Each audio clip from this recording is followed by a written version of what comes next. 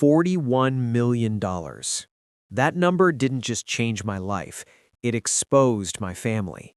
Because the moment they heard it, they didn't see my hard work, they saw a target. My name is Ethan Carter, and I'm 30 years old. I grew up in Charlotte, North Carolina, in a family that looked warm on the outside.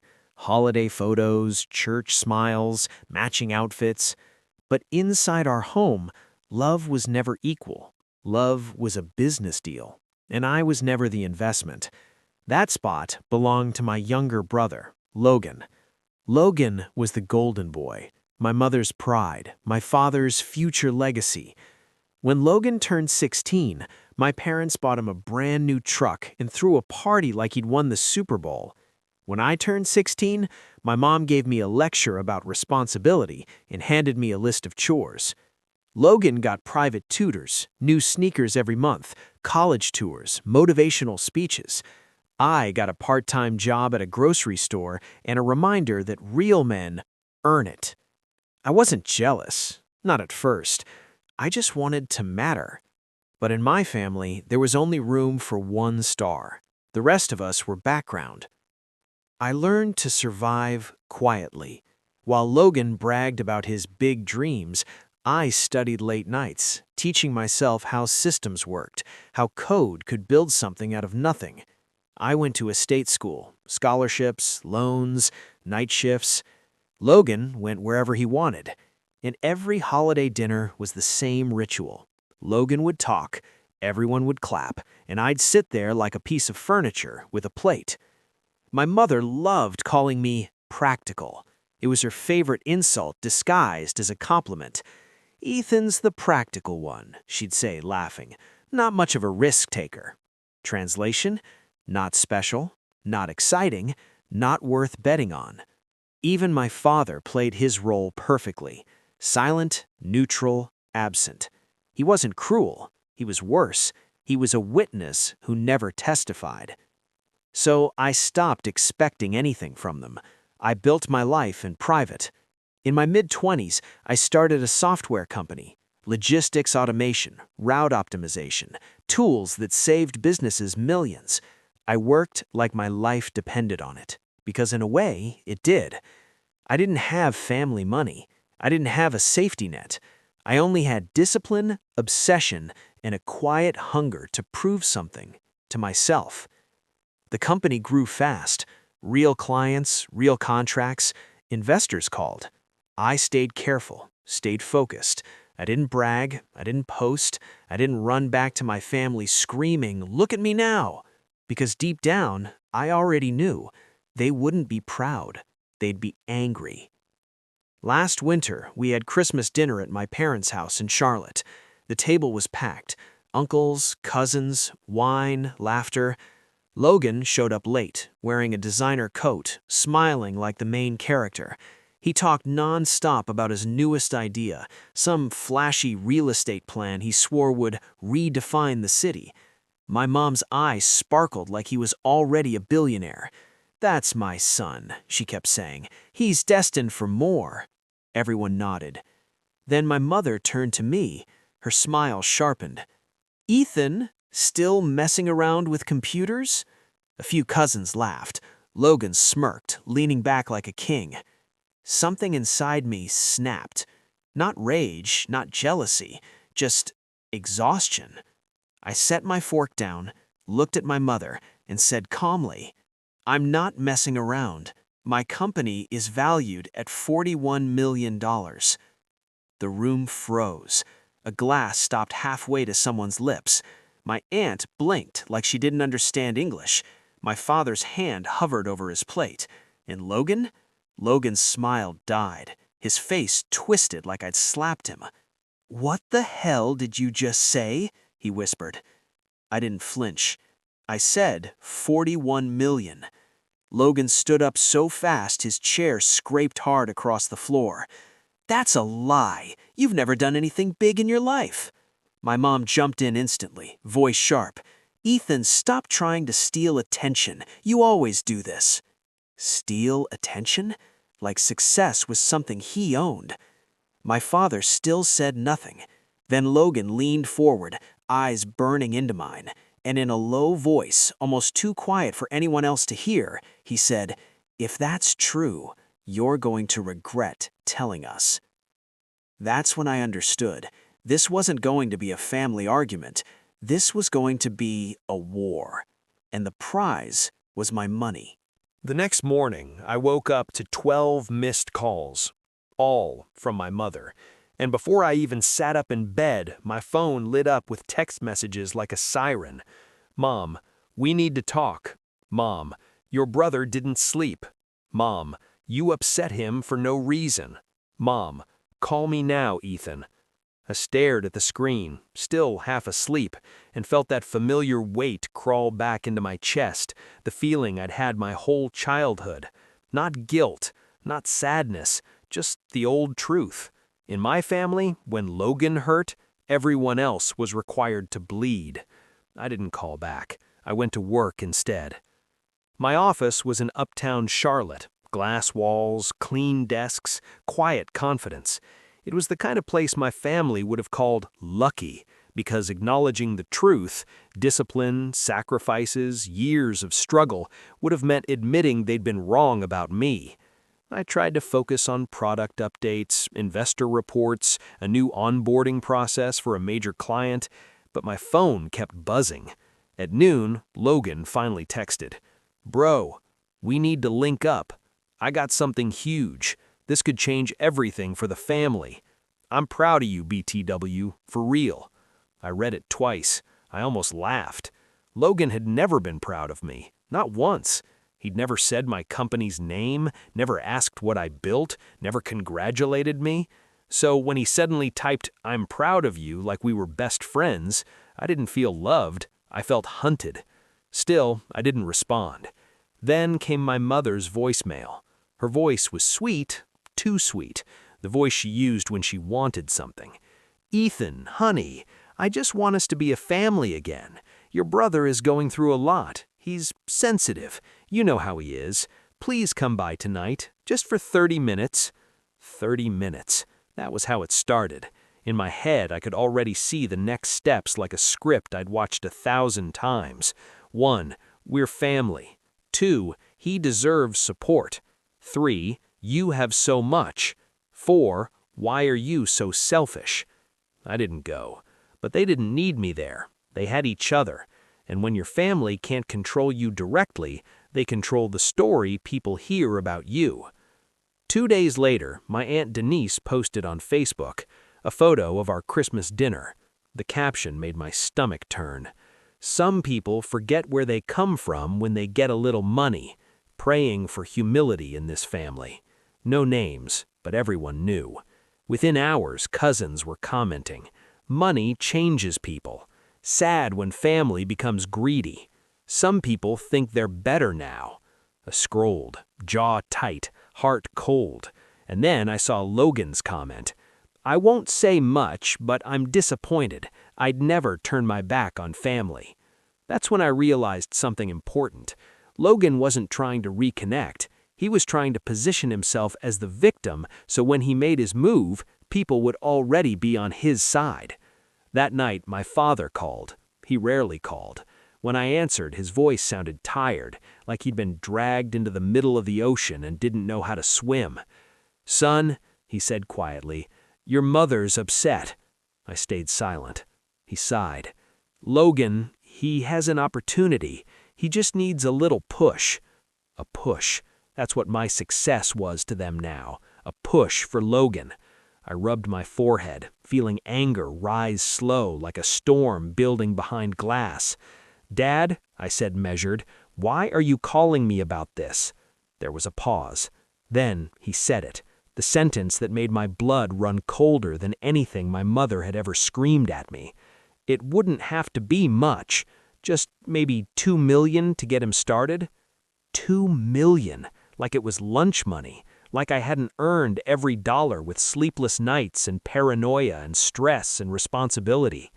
I leaned back in my chair. "Dad," I said, "Logan didn't even congratulate me. He threatened me at dinner." Dad didn't deny it. He just said, softer now, "He didn't mean it." I breathed out sharply. The truth wasn't that they didn't hear me. The truth was they heard me perfectly. They just didn't care. Because to them, my success wasn't mine. It was a family resource, a well everyone could drink from, especially Logan. And I was expected to smile while they lowered the bucket. I ended the call without yelling, without drama. But after I hung up, I sat there staring at the dark screen of my phone. Because something didn't feel normal. Not just the pressure, not just the guilt. It was the speed of it all. The coordinated posts, the sudden kindness, the exact amount. Like they'd already planned this. Like the moment I said $41 million, my family didn't just react, they activated. And deep down, I had a bad feeling. Logan wasn't asking for money because he needed it. He was asking because he was already doing something that required my name. And soon, whether I agreed or not, I was going to find out what it was. I found out by accident. That's the part that still makes my stomach twist. Because if I hadn't checked my spam folder that morning, Logan might have gotten away with everything. It was a Tuesday, regular day. I was in my office early, coffee in one hand, laptop open, scanning through overnight reports, new client onboarding, support tickets, investor updates. Then my assistant forwarded me a message with the subject line, "Confirming your commitment, Carter Capital Partners." I blinked. Carter Capital Partners? I'd never heard of it. The email came from someone named Victor Lang, and it was written in that polished, corporate tone people use when money is involved. Mr. Carter, it was a pleasure speaking with your brother, Logan Carter, regarding the Charlotte Waterfront Redevelopment Project. We are excited to move forward, especially with your participation as a primary financial backer. Attached is the updated term sheet showing your commitment of $4 million. Please confirm by Thursday to secure your allocation. I reread the email 3 times. My fingers went cold. My commitment? $4 million? I hadn't spoken to anyone. I hadn't agreed to anything. I clicked the attachment. It was a PDF, clean, professional, full of charts, projections, property renders, and at the bottom, a signature line. Ethan Carter, primary partner, Carter Capital Partners. Under it was a signature. My signature, or at least a version of it. A fake so close it made my skin crawl. I didn't move for a full 10 seconds. Then the anger hit, hot and sharp. Not because Logan was begging for money anymore, but because he wasn't begging, he was taking. I called my best friend, Drew Lawson, immediately. Drew and I met in college. While I built software, he went to law school. Now he was the kind of attorney you called when someone tried to ruin your life with paper and lies. He picked up on the second ring. "Drew," I said, voice low, controlled, "I need you right now." 20 minutes later, he was sitting across from me, sleeves rolled up, eyes locked on the screen. He didn't react emotionally. That's what made him scary. He just got precise. "Forward everything," he said. "Every email, every attachment. Don't delete anything." I did. Drew opened the PDF and zoomed in. He inspected the formatting, the metadata, the signature line. Then he leaned back. "This isn't a misunderstanding. This is a fraud package." My jaw clenched. "So Logan created a company?" Drew nodded slowly. "Not just created, he's pitching it like it's already real." He started typing fast, pulling public records, business filings, corporate registrations. Then he turned his laptop toward me. There it was, a filing from the state. Carter Capital Partners, LLC. Registered 5 weeks ago. Owner, Logan Carter. Co-owner, Catherine Carter. My mother. My lungs tightened. "She's in it?" I whispered. Drew clicked again. Another document. Marketing materials, a pitch deck, and in bold letters on slide 1, backed by software entrepreneur Ethan Carter, valuation $41 million. My name was everywhere, like a stamp of trust, a guarantee. The deck even had a section titled About Our Primary Partner, Ethan Carter. It included a photo of me. Not a family photo, a professional headshot from my company website. They had copied my biography, twisted it into their story, and used my success like bait. I felt sick. Drew scrolled. Then he stopped. "You need to see this part," he said. It was an email chain between Victor Lang and Logan.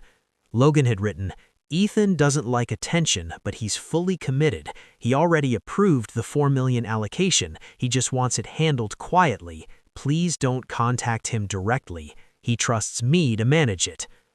I stared at the screen. That line, "Please don't contact him directly," wasn't strategy. It was control. It was Logan building a wall so nobody could hear the truth. And it was working. Until now. I stood up and paced behind my desk, heart pounding like war drums. "So he's using my name," I said, voice shaking now, "to pull investor money into his project?" Drew nodded. "Yes." "And the $4 million commitment?" "Is probably the hook," Drew said. "Once an investor thinks you're in, they move faster, and once they move faster, money lands." My hands curled into fists. "What happens when they demand proof?" Drew looked me dead in the eye. "Then Logan will try to force you into it, or he'll disappear before the fallout hits him." My chest felt tight with rage, because I finally understood the full plan. The texts, the guilt trips, the Facebook posts, the family loyalty nonsense. It wasn't about reconnection. It wasn't about peace. It was about putting pressure on me while they used my name in the streets. And suddenly, the dinner threat replayed in my mind. "If that's true, you're gonna regret telling us." He wasn't talking about my words. He was talking about what he was going to do next. Drew's voice cut through my thoughts.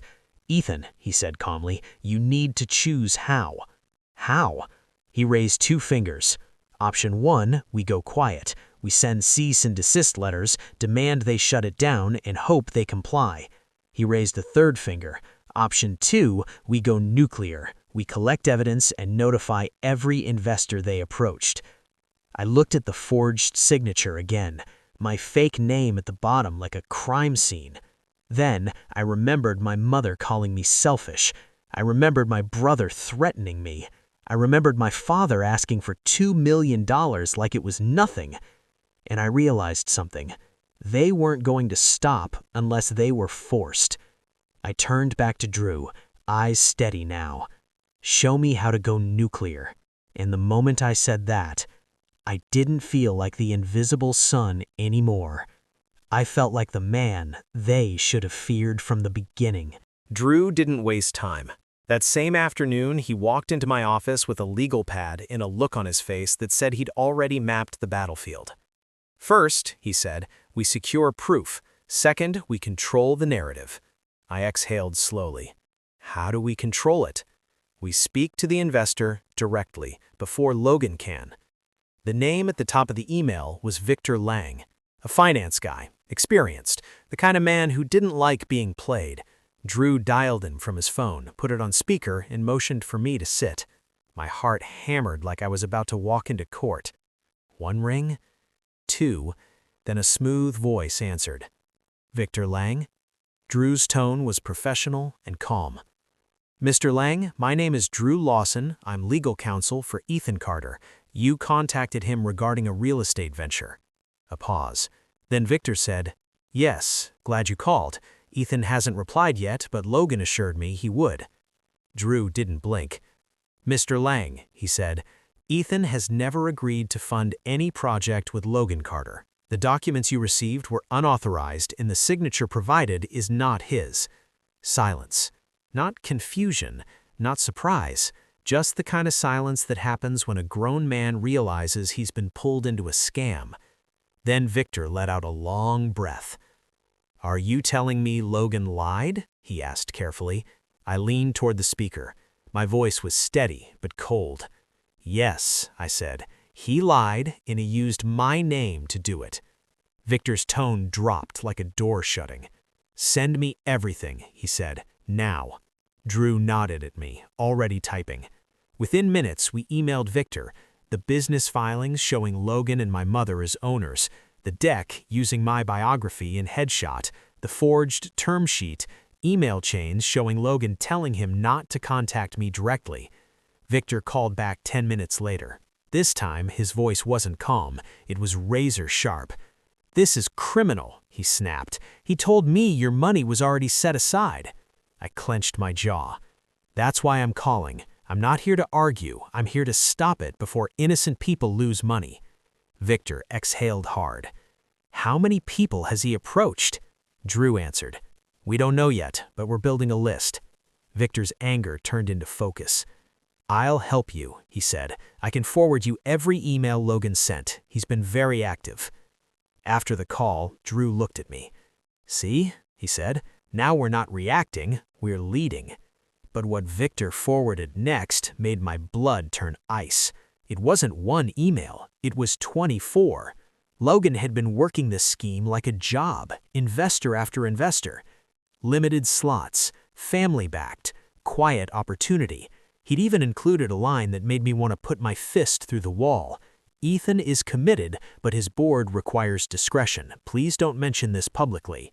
My board? I didn't even have a board. Logan was stealing not just my money, he was stealing my identity, my credibility, my whole image as a professional. Then Victor sent the worst one, a forwarded message that included an attachment titled cartercapital.bankconfirmationletter.pdf. I opened it, and my breath caught.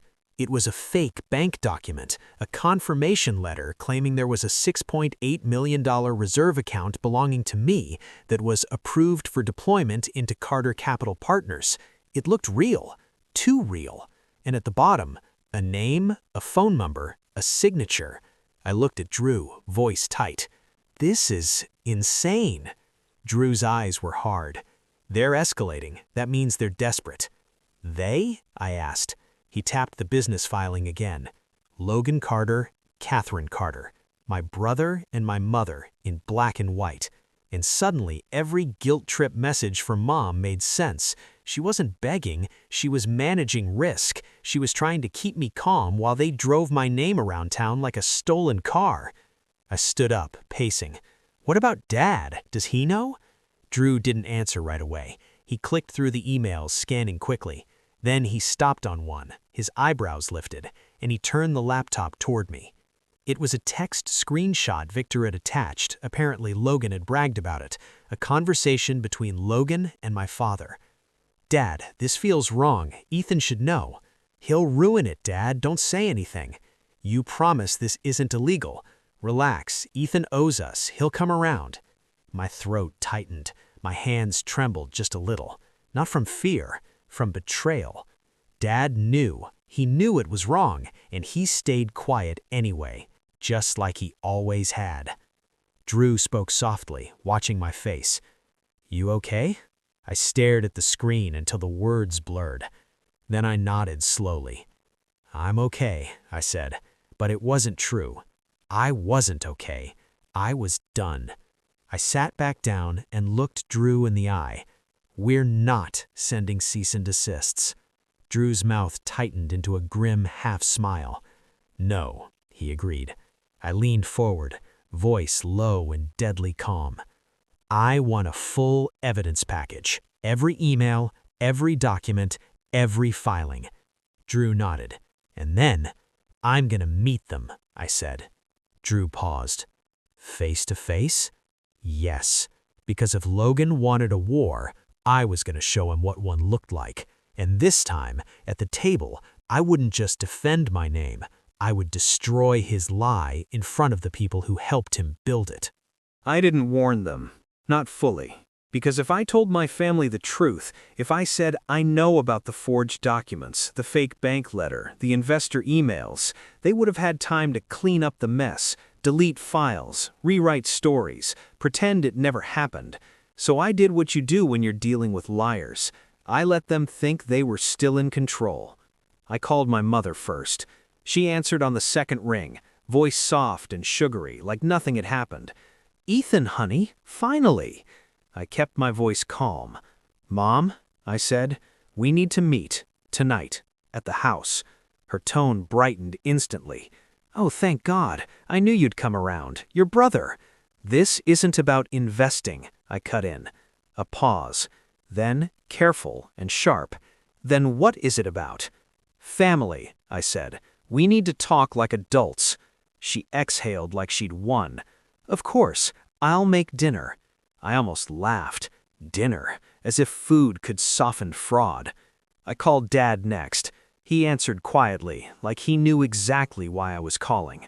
Son. I didn't waste time. Be there, I said. Tonight. Another pause. I'll be there, he murmured, voice thick with something like shame. And finally, I texted Logan. Ethan, family meeting tonight, 8 p.m. Be there. He replied fast. Too fast. Logan.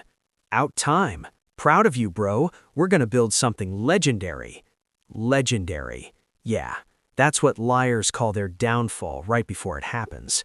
At 7:59 p.m., Drew and I pulled up outside my parents' house. The same brick home, same trimmed lawn, same fake perfection. But tonight, it didn't feel like my childhood home. It felt like a courtroom. Drew carried a slim black folder, clean, organized, lethal. Inside it was everything.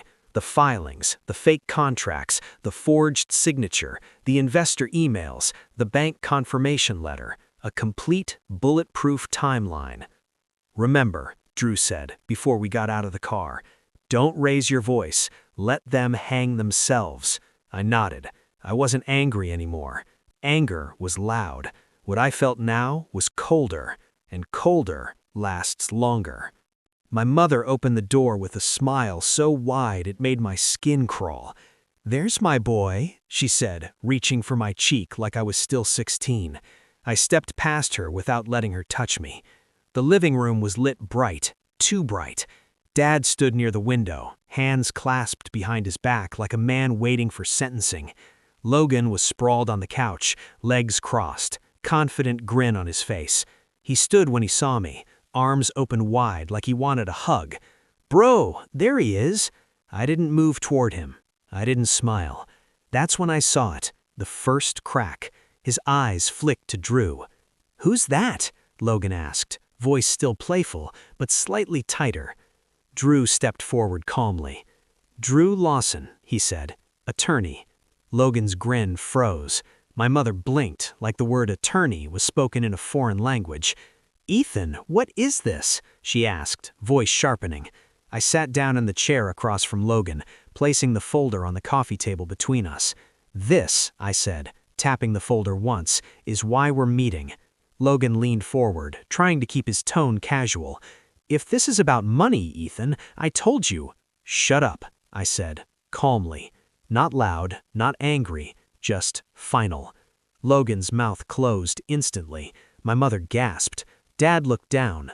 I opened the folder slowly, like I was opening a weapon case. The first thing I slid out was the term sheet. I placed it on the table. Then the fake bank letter. Then the LLC filing. Then the investor emails. One by one, paper after paper, proof after proof.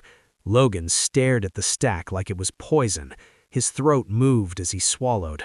My mother's eyes darted from document to document. What is this? She whispered. I looked at her.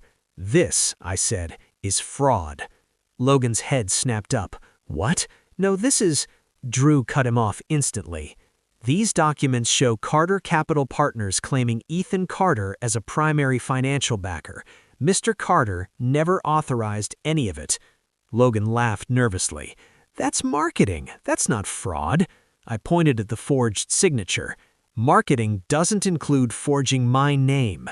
Logan's face turned pale. My mother leaned forward, voice shaking now. Ethan, baby! Don't, I warned, eyes locked on hers. Don't call me baby while you're sitting inside a lie you helped build. Her face tightened. How dare you accuse me? I slid the LLC filing forward and pointed at it. Your name is here, co-owner. For the first time, my mother didn't have words. Her lips parted, but nothing came out. Logan jumped in quickly, desperate. Mom didn't know. She just signed paperwork. She trusts me. Drew raised an eyebrow. Interesting, he said, because we have emails that say otherwise. He pulled out printed copies, highlighted, and placed them on the table like bullets. My mother's email. Her words. Use Ethan's name. It opens doors.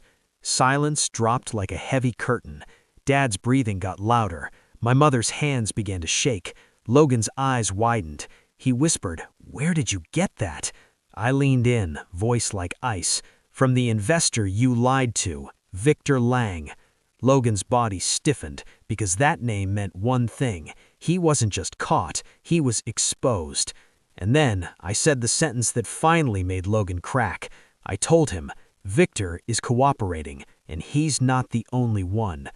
Logan stood up suddenly, voice rising. "You're trying to ruin me." I stood too, slow, controlled, towering over him, without shouting. "No," I said, "I'm letting you ruin yourself. I'm just holding the mirror." Logan's fists clenched. He looked at Mom like she would save him, but she didn't move. He looked at Dad.